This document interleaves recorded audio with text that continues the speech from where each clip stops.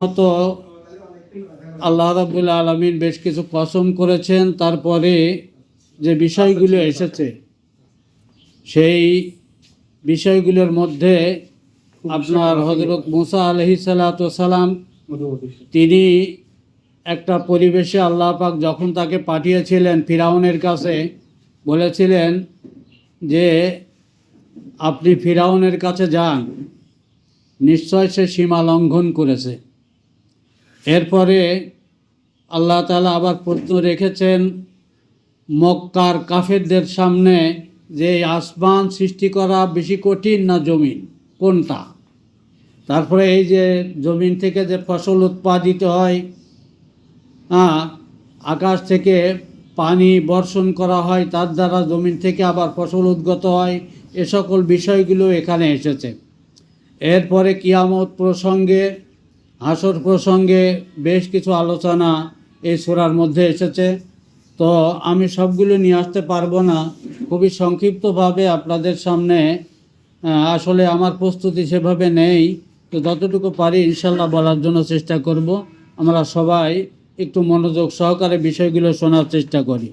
আল্লাহ রাব্বুল আলামিন সূরা নাজিয়ার 34 নম্বর আয়াতে বলছেন, ফাইদা জাতি তাম্মাতুল কুবরা, যখন সেই মহা বিপদ, মহা দুর্ঘটনা, সেই মহা যে দুর্ঘটনা সামনে আসবে, নিশ্চিত আসবে, সেই সময়টা যখন চলে আসবে, তাম্মাতুল কুবরা, সমস্ত মানুষকে যখন আল্লাহ পাক হাসরের ময়দানে একত্রিত করবেন,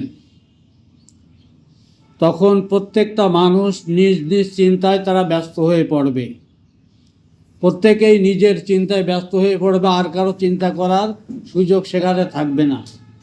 হাদিসের ভাষ্য অনুযায়ী আমরা যতটুকু জানি, যখন এটা কায়েম হয়ে যাবে, হযরত আবু হুরায়রা রাদিয়াল্লাহু তাআলা আনহু থেকে একটা বর্ণনা এসেছে, যখন আবি হুরায়রা রাদিয়াল্লাহু তাআলা আনহু আন্নাহু ক্বালা রাসূলুল্লাহ সাল্লাল্লাহু আলাইহি ওয়াসাল্লাম সাবাতুন ইয়াযিল্লুহুমুল্লাহু ফি যিল্লিহি ইয়াওমা লা যিল্লা ইল্লা যিল্লুহ। সেই কিয়ামতের দিন হাসরের ময়দানে যখন সবাই জমায়েত হবে, ওই সময় সূর্যটা মাথার উপরে চলে আসবে, সূর্যের তাপে মানুষের মাথার ঘিলু টকবক করে পড়তে থাকবে। হাদিসের মধ্যে আসছে প্রত্যেকটা মানুষ তাদের পাপ অনুযায়ী তাদের শরীর দিয়ে ঘাম ঝরতে থাকবে। এই ঘাম কারো টাকনো, কারো হাঁটু, কারো মাজা, কারো নাক পর্যন্ত চলে আসবে। চিন্তা করা যায় যে এই যে বিষয়টা, তখন মানুষ ঘামের সাগরে পড়ে যাবে। শুধুমাত্র যারা দিনদার, ইমানদার, যারা আল্লাহকে এবং আল্লাহ রসুলের মহব্বত নিয়ে, দিনের মহব্বত করে দিনের জন্য কাজ করেছে, তারা ব্যতীত প্রত্যেকেরই শরীর দিয়ে এরকমভাবে ঘাম ঝরতে থাকবে। তো আল্লাহ রসুল বলছেন, সাবাতুন ইয়াযিল্লুহুমুল্লাহু ফি যিল্লিহি ইয়াওমা লা যিল্লা ইল্লা যিল্লুহ। আল্লাহ তাআলা ওই দিন, ওই বিপদের দিন, ওই তাম্মাতুল কুবরা, ওই সময় 7 শ্রেণীর লোককে আল্লাহ তাআলা আরশের ছায়ায় ছায়া দান করবেন। সবাই বলি সুবহানাল্লাহ। তাহলে সেই 7 শ্রেণীর ভিতরে আমাদের থাকার দরকার আছে কি নাই? যদি এই 7 শ্রেণীর মধ্যে আমরা না আসি, আমরা যদি না পড়ি, তাহলে ওই বিপদ আমাদের জন্য অপেক্ষা করছে। তো আল্লাহ রসুল প্রথমে যে বিষয়টা বলেছেন সেটা হচ্ছে ইমামুন আদিল, ন্যায় বিচারক। ন্যায় বিচার কি আছে পৃথিবীতে? সেই ন্যায় বিচার নিয়ে আসার জন্যেই তো আজকে আমাদের এই পরিকল্পনা। সংখ্যায় কম হোক বা বেশি হোক, চেষ্টা আমাদের করতে হবে যে আল্লাহর দিন যাতে আল্লাহর জমিনে বিজয়ী আদর্শ হিসেবে প্রতিষ্ঠা করা যায়, এই চেষ্টা আমাদের থাকতে হবে কি হবে না? সেই রকম একজন ইমাম আমাদের সামনে রাখতে হবে, যে ইমাম সকলের প্রতি সুবিচার করবে। তো এই ব্যাপারে আলোচনা করতে গেলে অনেক আলোচনা আসে, আমি দীর্ঘ আলোচনার দিকে যাব না।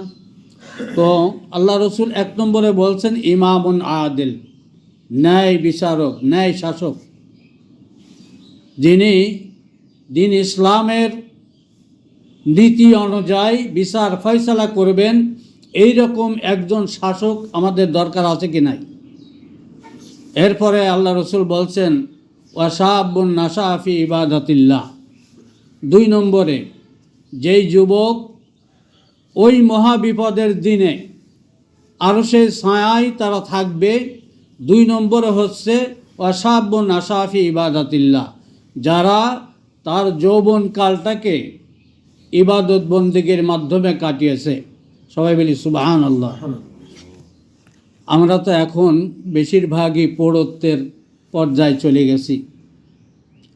তো যখন এই সংগঠনের দাওয়াত পেয়েছিলাম, সত্যিকার অর্থে তখন ভিতরে যে একটা জজবা, যে একটা আকর্ষণ, যেরকম মানসিকতা নিয়ে আমরা সামনে অগ্রসর হয়েছিলাম, সেই সময় আমরা অনেক সাথী ভাই পেয়েছিলাম। অনেকেই তাদের লেখাপড়া, তাদের পারিবারিক কাজকর্ম সব কিছু ছেড়ে দিয়ে আমাদের সঙ্গে দিনরাত তেনারা সময় দিয়েছেন। তো আজকে আমরা সেই পরিবেশটা পাচ্ছি না। বর্তমান কেন আমরা সেই পরিবেশটা পাচ্ছি না? আমাদের পরিবেশটাই যেন একবার অনেকটাই নষ্টের দিকে চলে গেছে। বিশেষ করে আধুনিক যে যন্ত্রপাতির আবিষ্কার, আজকে আমাদের উঠতিবয়স্ক যুবক ছেলেরা এর পিছনে চলে গেছে। এখন এই যুবকদেরকে ডাকলে আমাদের কথা তারা আর শোনে না। সম্মানিত দিনী ভাইরা, এই জন্যে 2 নম্বরে যাদের কথা বলা হয়েছে ওয়াশাবুন নাশা ফি ইবাদাতিল্লাহ, ওই যুবক যে তার যৌবনকালকে ইবাদত বন্দেগীর মাধ্যমে কাটিয়েছে, আল্লাহর ইবাদত করেছে। 3 নম্বরে ওয়ারাজুলুন কলবুহু মুআল্লাকুন ফিল মাসাজিদ, ওই ব্যক্তি যার অন্তরটা মসজিদের সঙ্গে মুআল্লাক লেগে থাকে, নামাজ পড়ে আসলো, তারপরে আবার মুয়াজ্জিনের আজানের অপেক্ষায় থাকে, আবার সে দৌড়ায় মসজিদে চলে যায়। এরকমভাবে 7 শ্রেণীর কথা আল্লাহ রসুল উল্লেখ করেছেন। এরপরে বলা হয়েছে অরজুলানে তাহাব্বান ফিল্লাহি ইজতামা আলাইহি ওয়া তাফাররাকা আলাইহি, ওই 2 জন ব্যক্তি যাদের মধ্যে রক্তের কোনো সম্পর্ক নাই, সম্পর্কটা দিনই সম্পর্ক। কিসের সম্পর্ক? এই সম্পর্কটা হচ্ছে সবথেকে বড় সম্পর্ক। এটা হচ্ছে মুহাব্বতে ঈমানি, এটা হচ্ছে দ্বীনের যে সম্পর্ক। এরা কি করে? একসাথে মিলিত হয়। আমরা এখানে আজকে যে একত্রিত হয়েছি, আমাদের কারোর সঙ্গে কারো কি রক্তের সম্পর্ক আছে বা সেই রকম আত্মীয়তার সম্পর্ক আছে? না, আমাদের সবথেকে বড় সম্পর্ক ঈমানি সম্পর্ক। এই সম্পর্কের জন্য আজকে আমরা এখানে ছুটে এসেছি। আজকে যদি কারোর সঙ্গে সম্পর্ক ছিন্ন করতে হয়, সেটাও করব দ্বীনের জন্য। কিসের জন্যে? ইয়াসকাফুকুম ইয়াকুনু লাকুম আদা,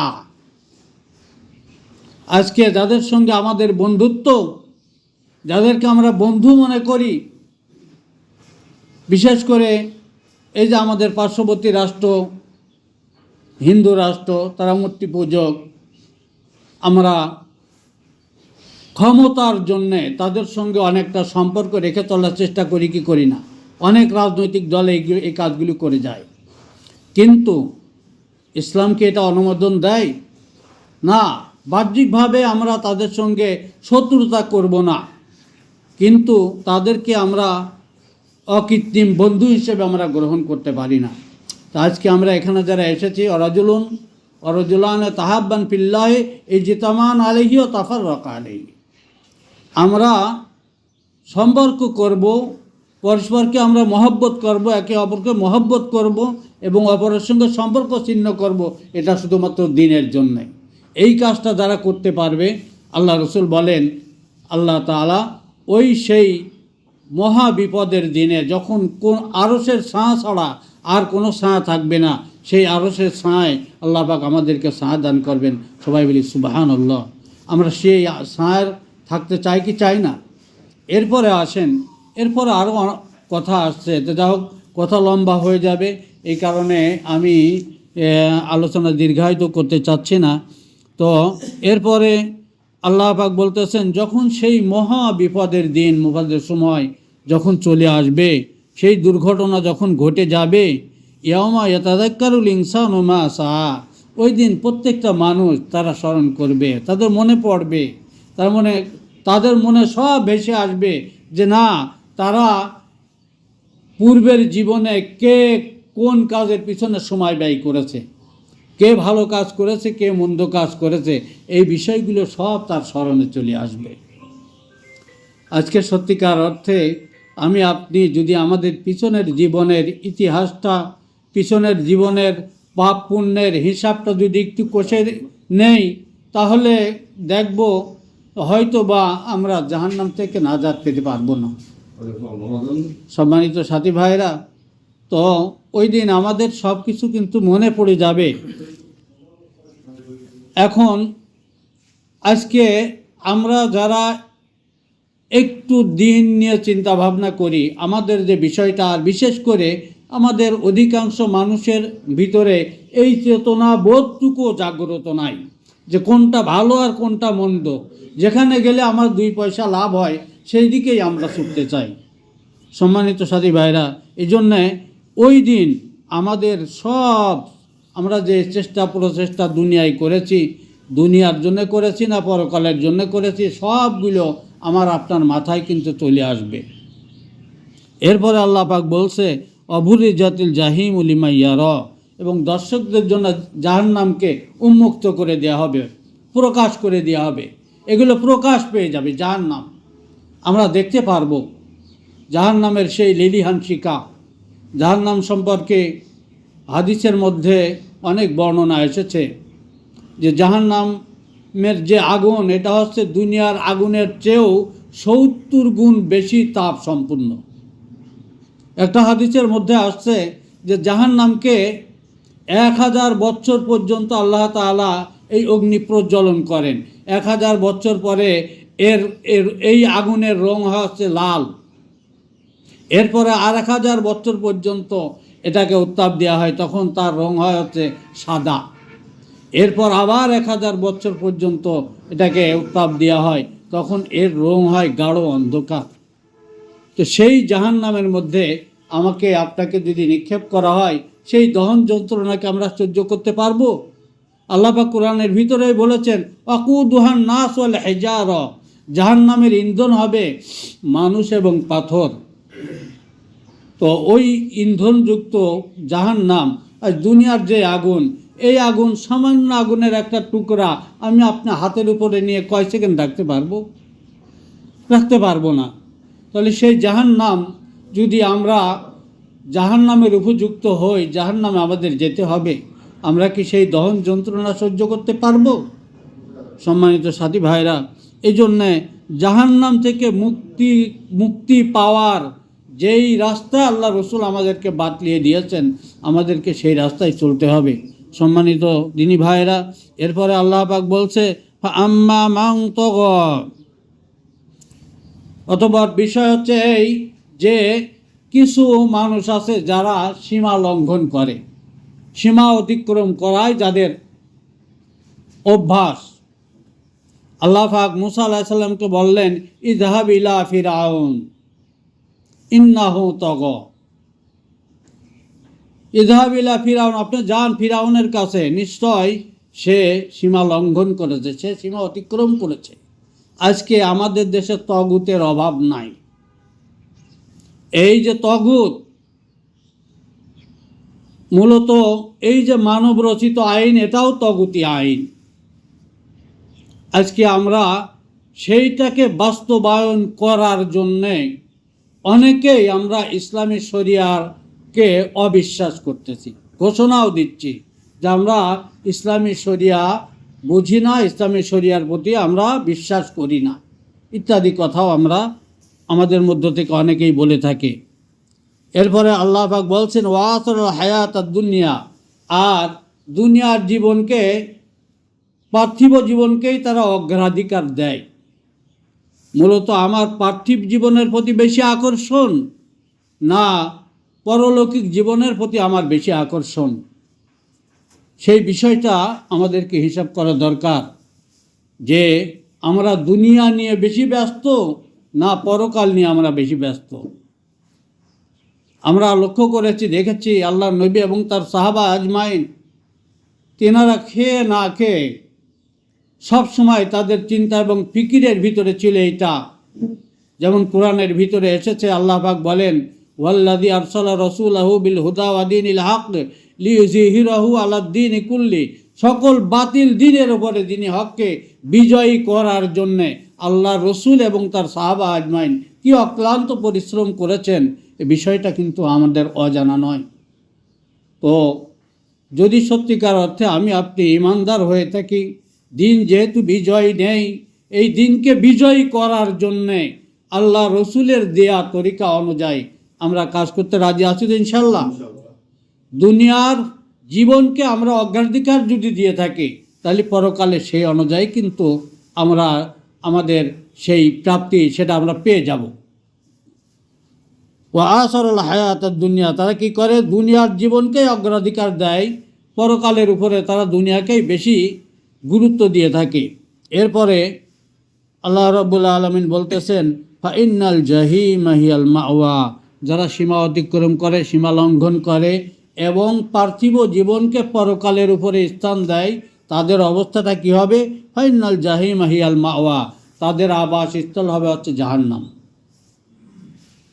যদি আমরা পার্থিব জীবনকে অগ্রাধিকার দিয়ে সে অনুযায়ী যদি চলতে থাকি, তাহলে আমাদের অবস্থা খুব একটা ভালো হবে না, জাহান্নাম হবে স্থায়ী আবাসস্থল। সম্মানিত সাথী ভাইরা, এরপরে আল্লাহ পাক বলছেন, ওয়াম্মা মান খাফা মাকাম রাব্বিহি ওয়া নাহান নাফসা আনিল হাওয়া, ওয়া আম্মা মান খাফা, আর যে ব্যক্তি ভয় করে, মাকাম রাব্বিহি, তার রবের সামনে দণ্ডায়মান হওয়াকে। রবের সামনে আমাদের দণ্ডায়মান হতে হবে কি হবে না? রবের সামনে দণ্ডায়মান হওয়াকে ভয় করে তারা কি করে? ওয়া নাহান নাফসা আনিল হাওয়া, সে তার নফসকে, তার কুপ্রবৃত্তিকে, অন্যায় অপরাধমূলক কাজ থেকে ফিরিয়ে রাখে, বাঁচিয়ে রাখে।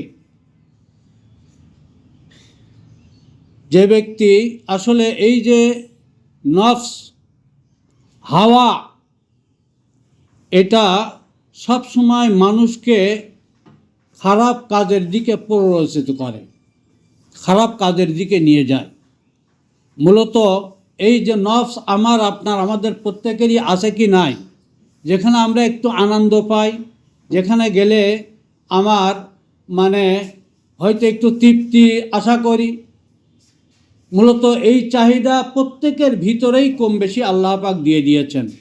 আর যারা মূলত আল্লাহ পাককে ভয় করে, পরকালকে ভয় করে, তারা নিঃসন্দেহে তাদের এই কুপ্রবৃত্তিকে তারা দমায়ে রাখবে, অন্যায় কাজ থেকে নিজেদেরকে ফিরায় রাখবে।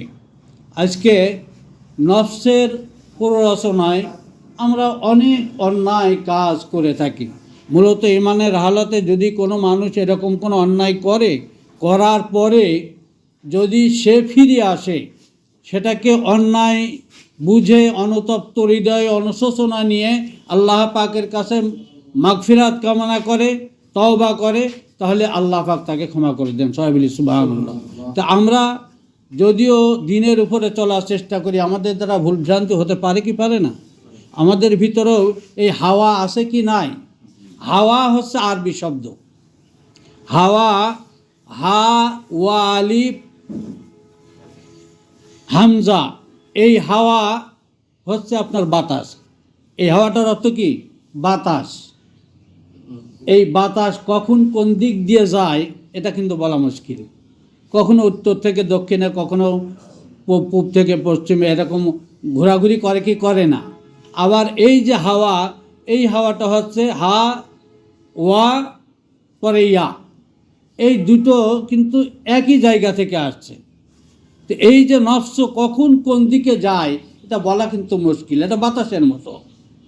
তো এইটাকে ফিরায় যদি আমরা রাখতে পারি, আল্লাহ পাকের ভয়ে, জান্নাত জাহান্নামের ভয়ে, যদি হাসরের ওই কঠিন দিনের ভয়ে যদি আমরা আমাদের এই হাওয়াকে নিয়ন্ত্রণ করতে পারি, আমাদের এই প্রবৃত্তিকে নিয়ন্ত্রণ করে চলতে পারি, যদি আল্লাহর ভয় আমাদের মধ্যে থাকে, তাহলে আল্লাহ পাক কি বলছেন? ফাইন্নাল জান্নাতা হিয়াল মাওয়া, জান্নাতই হবে তাদের আবাসস্থল। সবাই বলি সুবহানাল্লাহ। তাহলে আমরা তো এই জান্নাতে যেতে চাই কি চাই না? যদি আমরা জান্নাতে যেতে চাই তাহলে আমাদের হাওয়াকে অবশ্যই নিয়ন্ত্রণ করতে হবে, আমাদের এই প্রবৃত্তিকে অবশ্যই নিয়ন্ত্রণ করতে হবে। আমাদের প্রবৃত্তি অনেক কিছু চাই। কোরআনের ভিতরে আসছে যুজ্জিনা লিন-নাস হুব্বুস শাহওয়াত মিনান নিসা ওয়াল বানিন ওয়াল কনাতিরিল মুকান্তারাতি মিনাজ যাহাবি ওয়াল ফিদ্দাতি ওয়াল খাইলিল মুসাব্বাবাতি ওয়াল আনআম ইলা আখিরিল আয়া। আল্লাহ পাক আকর্ষণীয় করে দিয়েছেন মানুষের জন্যে, অত্যন্ত সৌন্দর্যমণ্ডিত করে দিয়েছেন। হুব্বুস শাহওয়াত, এই যে মানুষের ভালোবাসার জিনিস, এই যে শাহওয়াত প্রবৃত্তি, এগুলো কি চাই? মিনান নিসা, প্রত্যেকটা পুরুষ যারা যৌবন প্রাপ্ত হয়েছে নারী, তাদের কাছে অত্যন্ত লোভনীয় কিনা, এটা আমি আপনি নয়, এরকম প্রত্যেকটা প্রাণীর মধ্যেই এই আকর্ষণটা আছে। কিন্তু আমাদের যে আকর্ষণটা আল্লাহ পাক দিয়েছেন, এটা নিয়ন্ত্রণের পদ্ধতিও আল্লাহ পাক বলে দিয়েছেন কি দেন নাই? হ্যাঁ, হুব্বুস শাহওয়াতি মিনান নিসা, একজন পুরুষের স্বাভাবিকভাবেই একজন নারীর প্রতি আকর্ষণ থাকবে। এর জন্য আল্লাহ তাআলা বৈধ সীমারেখা তৈরি করে দিয়েছেন। ওয়াল বানিন, সন্তান সন্ততির আকর্ষণ আছে কি নাই? সন্তান সন্ততির যে আকর্ষণ, এটাও মানুষের আছে। যেমন আমার ভাই কাছেই বসে আছে, মনে হয় 17-18 বছর পরে আল্লাহ পাক তার একটা কন্যা সন্তান দিয়েছে। আপনারা জানেন আমাদের পিতা, মুসলমানদের জাতির পিতা, আমাদের পিতা হজরত ইব্রাহিম আলাইহিসসালামকে আল্লাহ পাক বৃদ্ধ বয়সে সন্তান দিয়েছিলেন। সন্তানের প্রতি তার যে মায়া, মমতা, ভালোবাসা, এটা ছিল কি ছিল না?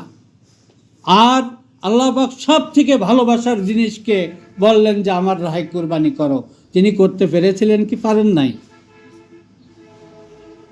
তো ফাতাম্মাহুন্না ক্বালা ইন্নী জাইলুকা লিন-নাস ইমামা। আপনারা জানেন যে আল্লাহ পাক হযরত ইব্রাহিম আলাইহিস সালামকে অনেকগুলো বিষয় পরীক্ষা করেছিলেন। ওয়াইযিবতালা ইব্রাহিম রাব্বুহু বিকালিমাতিন, অনেকগুলো কথার মাধ্যমে পরীক্ষা করেছিলেন। ফাতাম্মাহুন্না, তিনি সেই পরীক্ষায় উত্তীর্ণ হয়েছিলেন। সবাই বলি সুবহানাল্লাহ।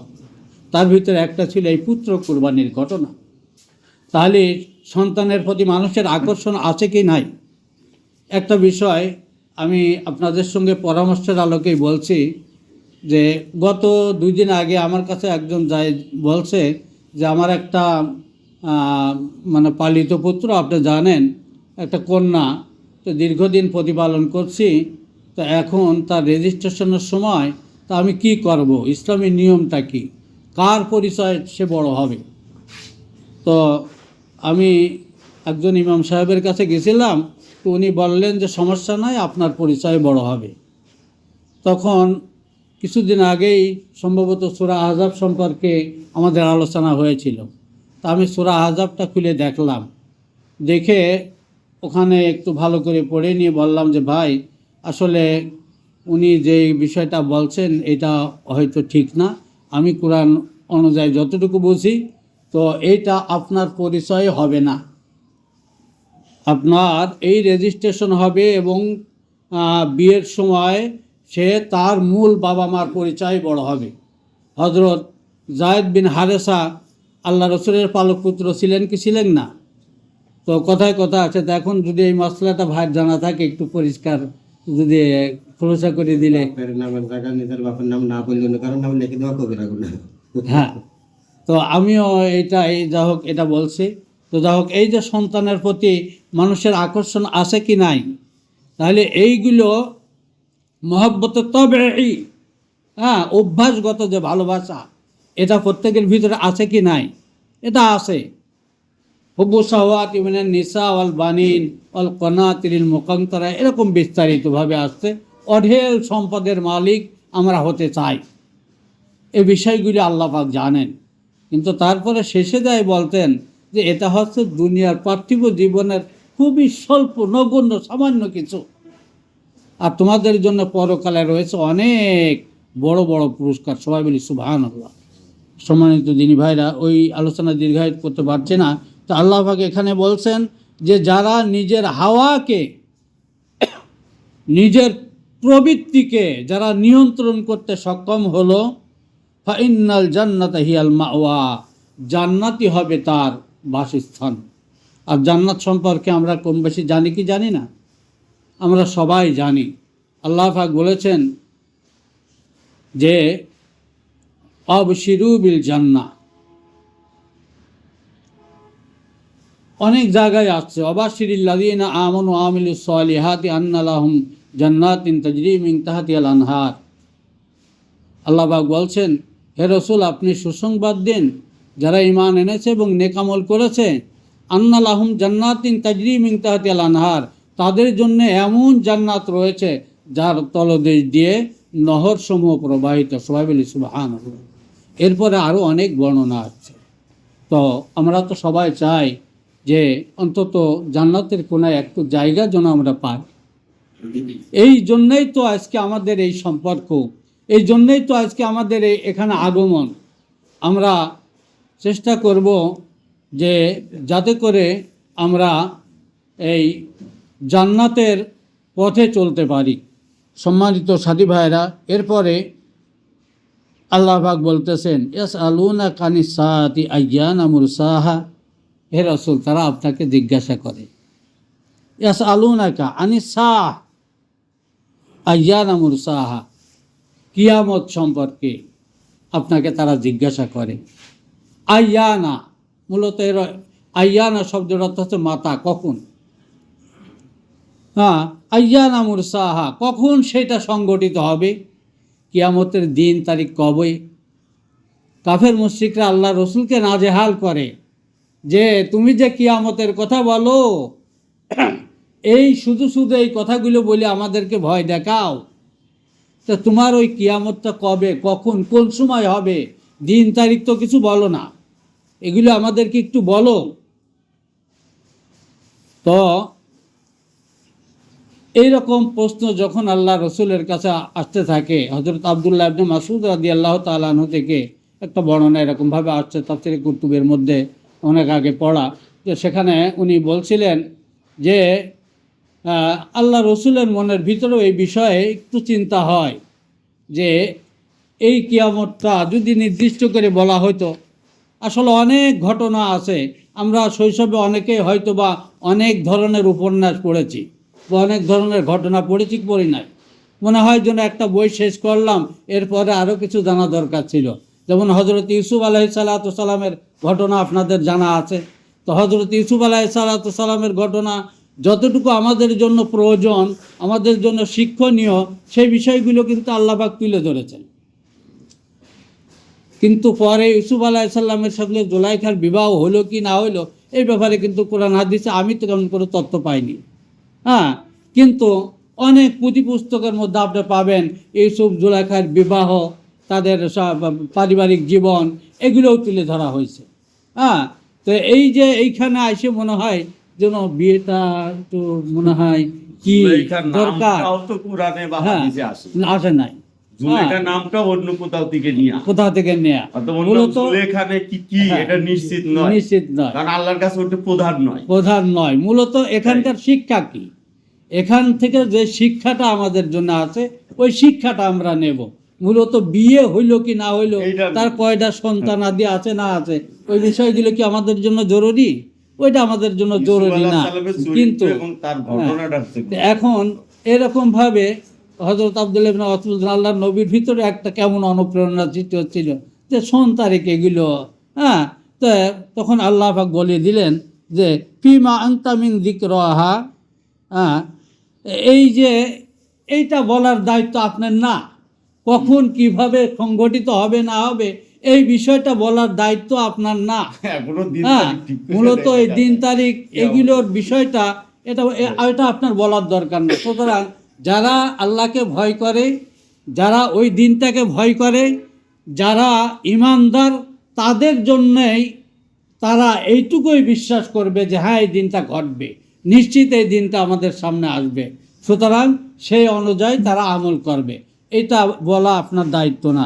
ইলা রব্বিকা মুনতাহা, মূলত এর চূড়ান্ত যে বিষয়টা, চূড়ান্ত সংবাদ, এই বিষয়টা শুধুমাত্র আপনার রবই জানেন, অন্য কেউ জানে না।